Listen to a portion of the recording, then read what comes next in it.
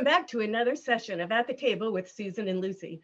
As I think you all know by now, we are co-chairs of the American Italian Food Coalition, which is a group of about 450 Italian manufacturers, trade associations, other businesses that provide wonderful, affordable, sensible, and healthy foods to the U.S. marketplace. Today, we are joined by an old friend of Lucy's. I shouldn't say old friend, a dear friend of Lucy's, Margaret Valentine. And we're so thrilled that she could be with us today. And Lucy, I'm going to let you do the appropriate and proper introductions. Margaret, thank you for joining us. Thank you so much for having me.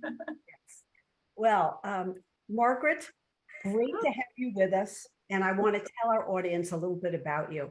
Margaret is an artist in her own right, a musician who has started a very important company to help young women who are country western performers and artists to break into the industry, which Margaret will talk a little bit about, is not very easy to do. Margaret has founded a company called Sound It Out Loud. Do I have that right? Yes, you do. Right. That promotes women artists in the country western field. And in addition, because you have a connection to the Baltimore Orioles Major League Baseball team, you also do at that beautiful park in Baltimore, Camden Yards, promote and run Friday Fireworks and Music, which showcases young country western talent, women. And then you do such philanthropic work. Orioles and athletes and artists. You do this play for young people and then raise hundreds of thousands of dollars to serve underserved in the arts. And that's who this wonderful Margaret Valentine is, with this gorgeous Italian name. Yeah.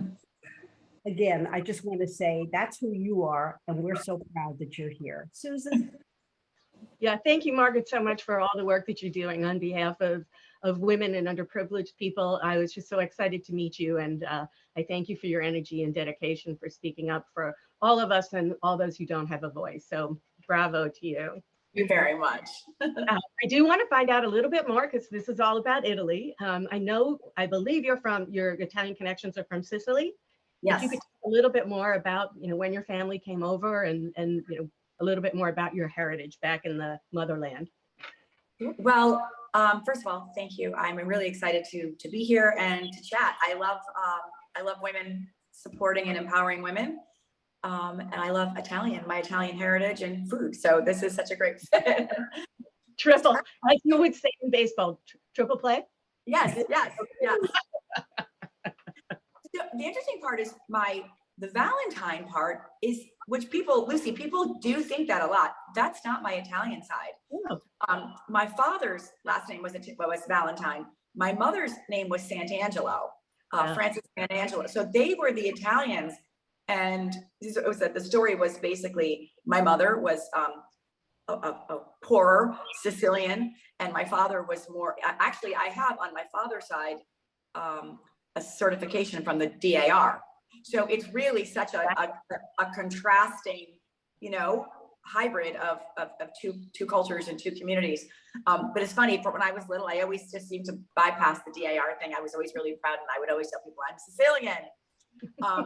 So my mother's family, they were from Shaka, which is in Sicily.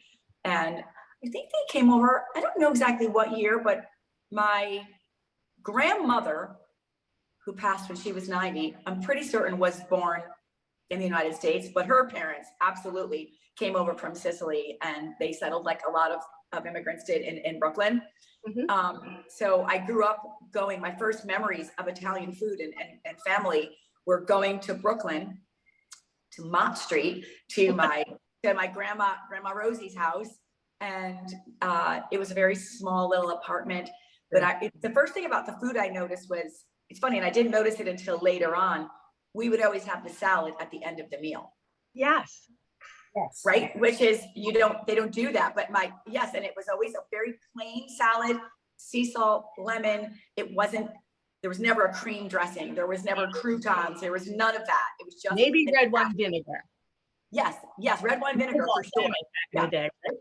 Absolutely. And that was it. And to my credit, I think like I've kept that tradition. I really do like just a basic classic Italian or Greek, dressing. That's so funny. Now, what region, where is Shaka? Excuse my ignorance, I'm in Sicily. So, okay, I know, same with me. We actually had never been to Sicily until a few years ago. And we went to Taormina, which is interesting because that's now blown up because of the White Lotus. Right. Right. And when we went, it was, oh my gosh, we found this hidden gem. A lot of the American tourists go to the Amalfi Coast, but I feel like we actually stayed in that hotel, which is funny because it was just this little, but I think that's probably going to change, Right. So, and I think we were over on that side. Shaka is in that area. It was a little farther south than where we were. Okay, thank you. We did not actually get to go there, but we did go to the Godfather house, which is there also, where they filmed, where the opera, right? Remember where the movie was filmed, like with the scene where the car blew up. It's like it is. Oh yeah. It's but insane. Also Sicily, I can't remember which area. It's on the coast where they have the final opera scene when Sofia Coppola gets shot and they all fall down the stairs. That's what they're. Yes, it was amazing. 1, 2, and 3 about 500 times, but over to you, Lucy. Sicily is amazing. My favorite spot. It was really beautiful, quite beautiful. Sounds wonderful. We're going to be going to Sicily on an architectural tour, actually, my family and me, in October. And we're going to go from one end of Sicily to the other. We're going to stay at the White Lotus. Oh, you are? You'll have to let us know how it's. Yeah. And I'd be curious to ask them how it's changed for them since the series, Yeah.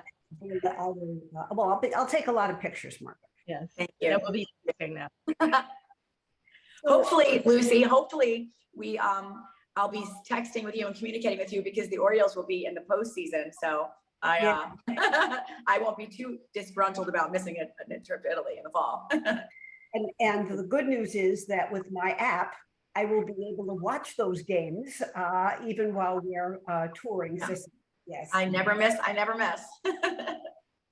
And by the way, Susan, that is right. The Baltimore Orioles are so good. We fully expect that they will be in the playoffs. We do. We don't believe in jinxes, any of that. We just know this is a good team. The rebuilds worked and the Orioles are going to keep going. Right? Okay. I've got my team for the year. I'm going to cheer for the Orioles now. I love that. We've talked about this this morning already, that we have 3 strong Italian American women, right, who believe in promoting women, and I even though I've introduced some of the things that you've done, Margaret, tell us more about this passion that you have for helping women in the country western music field.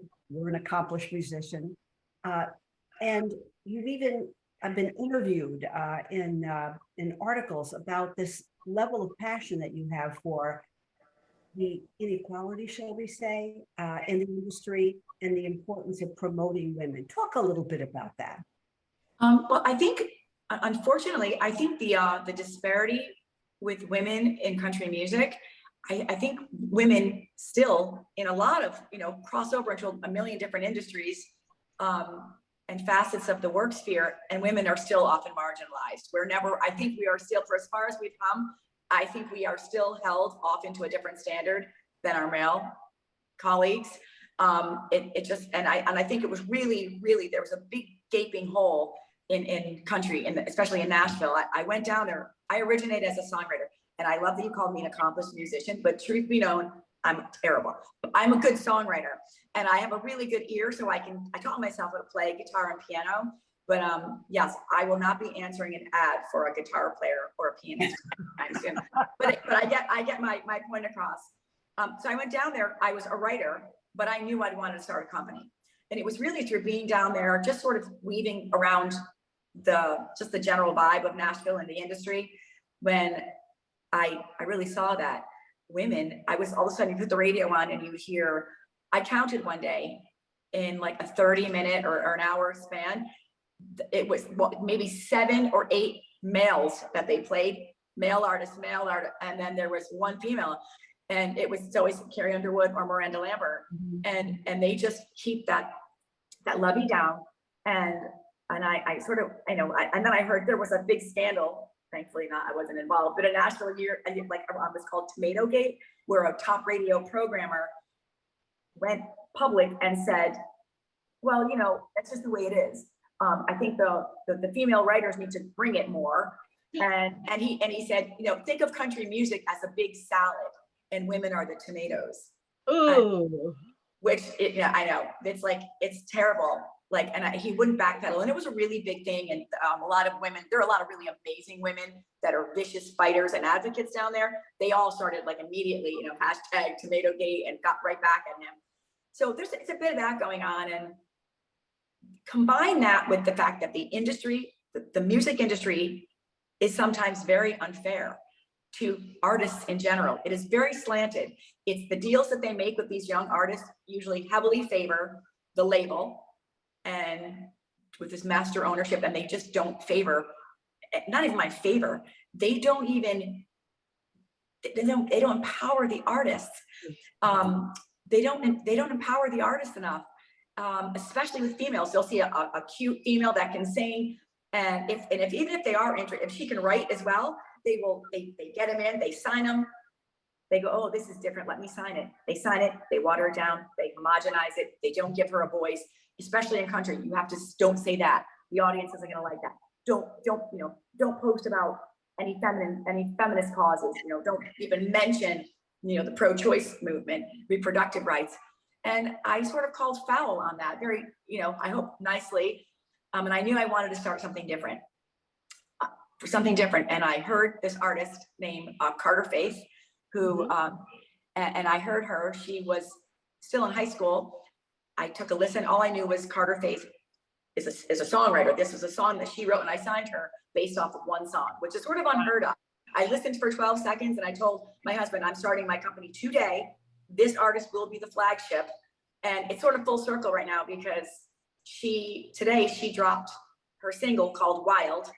And it's the first single off of what's going to be her first full length album, which is coming in the fall.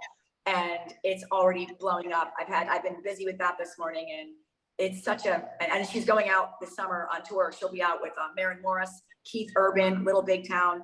She's made her Opry debut. I mean, she is, this album, I am just so proud of her and this record and her entire team who has made all of this happen. So it's great to be here talking about, I'm like, this is amazing. I made a deal with this girl and I empowered her, and to see it actually rise is such a privilege. It is an incredible privilege to know that she's empowered, not only financially, because my deal, without giving you the dirty details of it, my deal with Carter Faith is fair and equitable. This artist will be able to monetize her art and be successful. And the funny part is, I've learned everybody can make money. You just have to want everybody to share in it. You know what I mean? So she is going to be all set, and hopefully with her, the dream is she goes forward now and pulls the next girl up, And I'm getting ready to sign a 15-year-old girl. I'm starting it over, and she's amazing. She's from Massachusetts, and her name is Rachel, and she's also I heard sort of a similar magic, and I decided, no, I do want to do this again, and I would like to do it with this girl. So, and I want the same thing at 15. I want this girl to fly to the moon and not have any limits, and not have anybody telling her who she is, what she should say. She's, you know what I mean? That should all be uncensored. And then also, while hopefully mentoring her to understand, women supporting women has got to be bigger than a hashtag on your socials. I love that. You have to stick your hand out and actually genuinely, actively support other women. And that means women that are your competition, women that might get ahead of you. You can't cherry pick that. You either do it or you don't, Wow. Margaret, Thank you. This is I what think you should run for president. We're skipping the music business and we're running for president. This is entrepreneurship with a strong cause. Yeah. This I hope so. I appreciate that. I'm flattered because I think that's what I really am trying to do. I love artist development. I love this phase of, I like now Carter, I've handed her off. Now she's not managed by me any longer. She has the most incredible management team now. I feel like I got the foundation. I got the artist in the rocket ship, and now she's got this amazing team that will continue to pull her over the moon. And I am still a partner with Carter. We have, Carter and I have the record label. It's our own LLC. But I really love that space of when the project is sort of under the radar still. Listen, I'm going to go to the Grammy party when Carter gets a Grammy because she's going to get one. But I really sort of like this quiet space of like the newness, the sort of when nobody's looking at the project yet to try to find it and find its heart. Yeah, for sure. And teach them a lot about the industry so they don't become another story. Absolutely. Absolutely. And I also got lucky with Carter's parents and now seemingly this new girl's parents. A lot of times you get those parents that, because both these girls, Carter is so talented, people started dangling, like they see her and all of a sudden they're like, oh, well, you're with that dinky little company over there. We're the major labels. Let me tell you what she can't do. Yeah. And I mean, I will forever be grateful that Carter and her parents empowered me. They believed in the heart of my company, what I was trying to do. And they never sold me out for a shiny object. And that's, you don't always get that, I bet that's true. I want to talk a little bit. So that's just wonderful. And boy, these two young women are so lucky that you found them. But I also know your foray into this though was your music and your writing. What inspires to someone who is so untalented with regard to the creativity of all that? What inspires you? First of all, do you still write music? Yes, I do. Yeah. I actually have Carter's full record comes out. I'm a writer on 2 of the 20 songs. So no, that's burying the lead there, Margaret. Yeah, I forgot about that. Yeah, I am. So what inspires you when you sit down to write?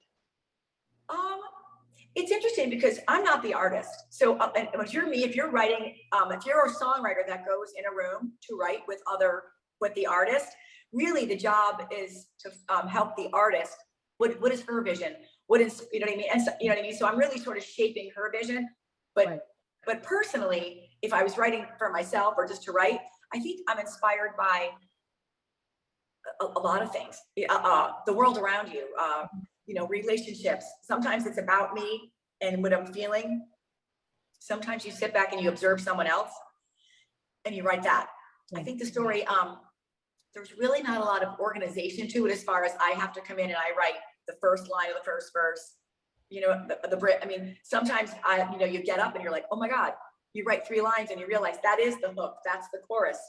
And it comes out in 40 different ways, honestly, depending, it's when the spirit moves you, Yeah. Well, that's wonderful. And it's not as high tech as a lot. And I think it's funny, you probably could write. You just have to be willing. Like, I think somebody maybe would have to help you, but I feel like that's like, you just have to be able to pull the veil off yourself and really bomb it out, whatever is the real truth with no censorship to yourself, Wow.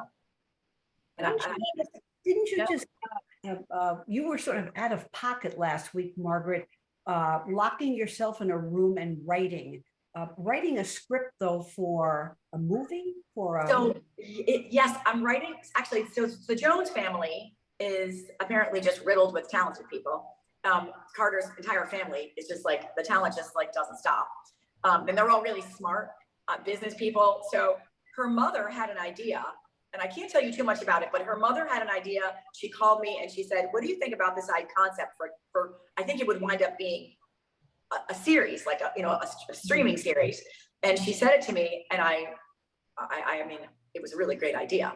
So, and her son, Carter's brother, goes to film school. He's at Chapman out in LA. So we did a lot of like pre-production, let's just call it Zoom meetings, talking about, is this a viable idea?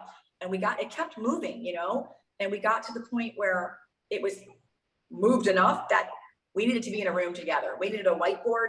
We needed to sit down, and we have these storylines and characters that we're starting to flesh out. And we needed to like connect the dots. It's really hard. I've never done it, obviously. It's really hard because you think you're like, oh, I got this. And then you're like, oh no, we can't do this because we've already said over here and it's going to be a plot hole. So I think it's an incredible creative challenge, incredibly hard. And we're going to keep going. The hope is to finish, to create a pilot episode and then pitch it to, pitch it to like TV people and see, what can happen. I am delusional enough to think that I could create a television show. Yeah. Just probably clear that right out. I'm delusional. Delusional is the last thing I would call you. Gutsy? Yes. Not delusional at all. Lucy? I do want to say before because I want to talk a little bit about food in a minute here, but of course, but I want to straighten out one thing, clarify one thing, and that is when you talk about what a lousy musician you are, nobody's going to ever. I went to a concert, that you put together with these icons in country western music. You're right up there with them. You got your guitar, you're strumming, and you're singing, and you've got a great voice. So I'm just saying. Well, it's funny because when I come home, if I went to like an open mic night here in my hometown, I can play the guitar and play my songs, but it's Nashville, the musicians, the caliber of like technical music, I mean, real music theory and musicians, purists, is staggering down there. I mean, the first time I went into a room, I was going to record something that I'd written, and I played the song on my guitar for the music director to hear, and he said, "Okay." And I played it once, and I sort of was like, "He's like, do you want me to play it again?" He goes, "He took some notes." He goes, "No, I got it." And then I could have gotten on stage and put on a freaking concert. It was amazing. They're so talented. And the level of just the ability, the rhythm, it's just everything. That's just another level, another worldly level so yeah, that's what I meant by that. I get it. Yeah, it's amazing. Margaret, Susan and I are all about Italian food. And that's why we have so much fun being a part of this great coalition that Susan was talking about earlier. That we love to promote this great Italian Mediterranean diet. We love to talk about food, and we do have a social media show that's called Mangia Bene, in which we go into different regions of Italy, either literally or vicariously, and go and show on our social media show the specialties of that particular region. So here you are, a Sicilian American. Tell us, do you have a favorite Italian meal? Do you have a favorite Italian meal that you like to eat, or that you or your kids, because I know your kids cook, like to? Yeah, I think if you had to I had to choose one, it's the vongole, the linguine and white clam sauce. Oh, yeah. That would be that is my favorite. And I think honestly, the winner in our family is my my daughter's husband. So my son-in-law, he's not Italian at all. His linguine and white clam sauce, it was his father's recipe, not Italian. My grandmother would roll over in her grave. It's so good. I mean, it's a 10 out of 10. This is so good. So I do love, and growing up Sicilian, you probably experienced it. We didn't have Alfredo sauce growing up. That didn't exist. No. A lot of the hybrid, like the newer, we just didn't ever have that. And I always tell the story about, in fact, when we moved here from Westchester County, I went to a friend's for dinner, and they said, "You're Italian, we made manicotti for dinner." I didn't know what they meant. And I'd never had that. That's true. Yeah. Well, I didn't know. He said, "What do you mean you've never had manicotti?" They brought it out, and I said, "Oh, the man of God." Yeah. And it was the man of God. It's not, you always have to add that preposition, right? Yeah. It's the diddlings, it's the regat. God, I love it. I mean, the regat out of the refrigerator. Yes. So I think that is super My funny. kid makes the mozzarella. Yes. Yes. And that Totally. preposition, that segues over to they're going to the Kmarts, like the Kmarts, it's so funny, right? Walmart. I love it. Isn't it so funny that the relationships that our parents or grandparents brought from the old country. It's kind of universal in terms of the way we pronounce. We talk with our hands. We say Yes. you know, that. And truly, I know growing up, I guess because we were all from Southern Italy, there was no cream sauce. No. Like you said, like No. yeah. Did you either of you experience this? So my grandmother used to call ragout pot cheese, the pot cheese. Yes. And I don't know where, oh, you've heard that? Yeah. Yes. That was her signature. She would do the little diddlings with peas and pot cheese. Yeah.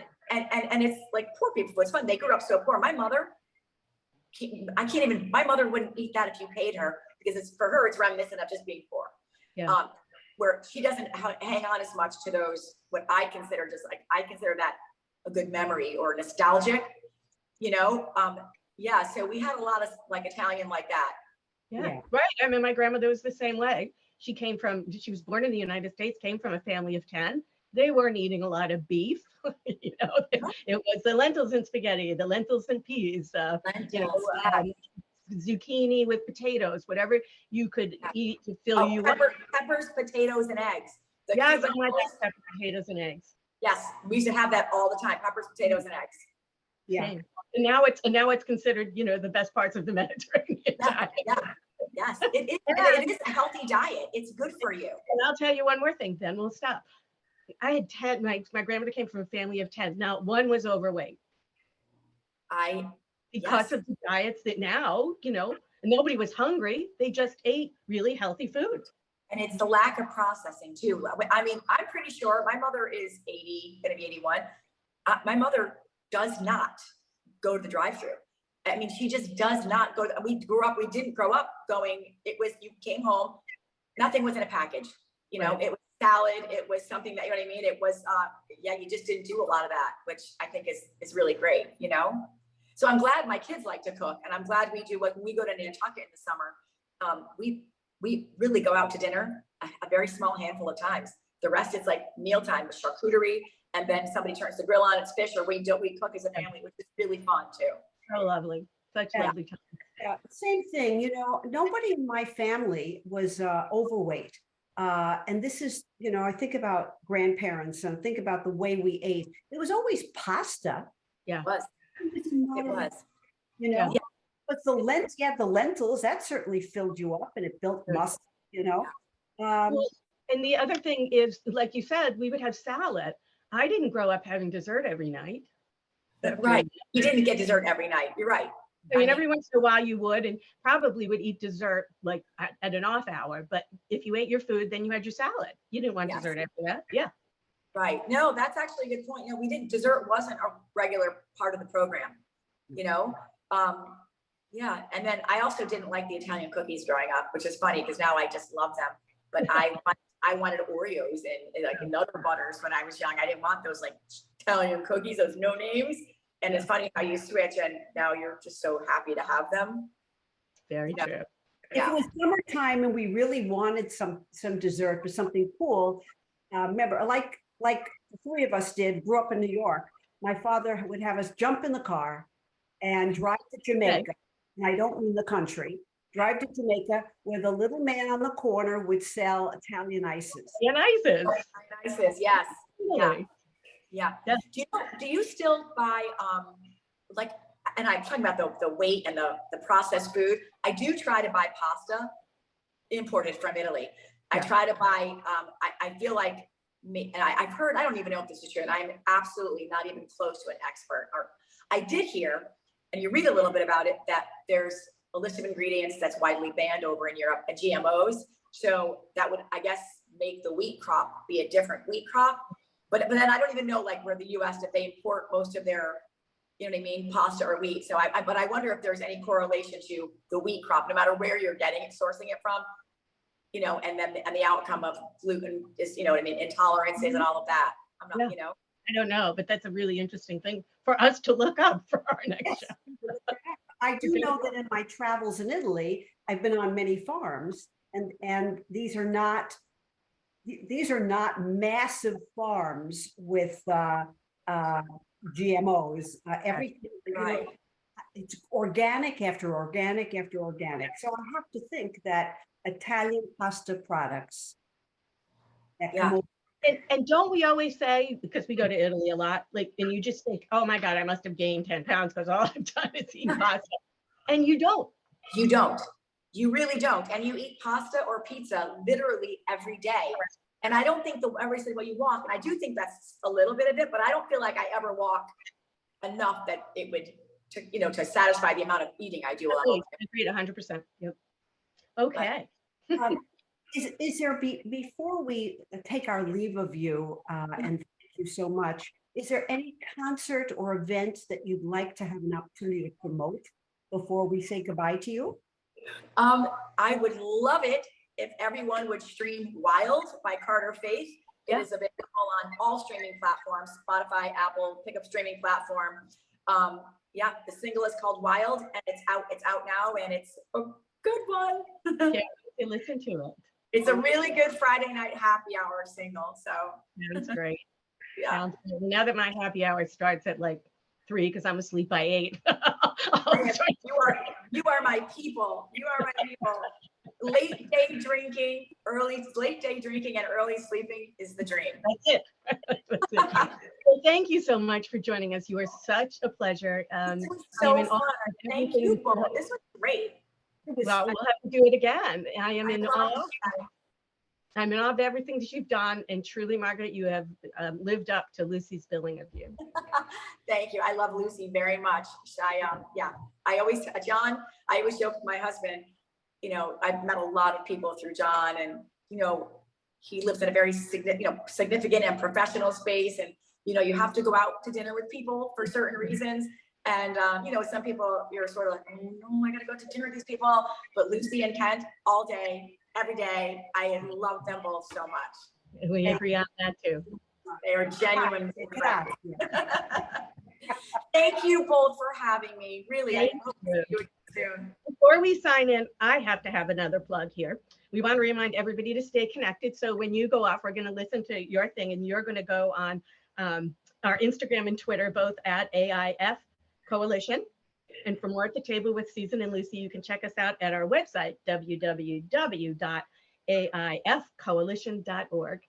So we each have a little homework to do here today, but I'm looking forward to it. Sure do. Thank you. All right. Take care. Have a good weekend, everyone. Thanks, you too. Bye.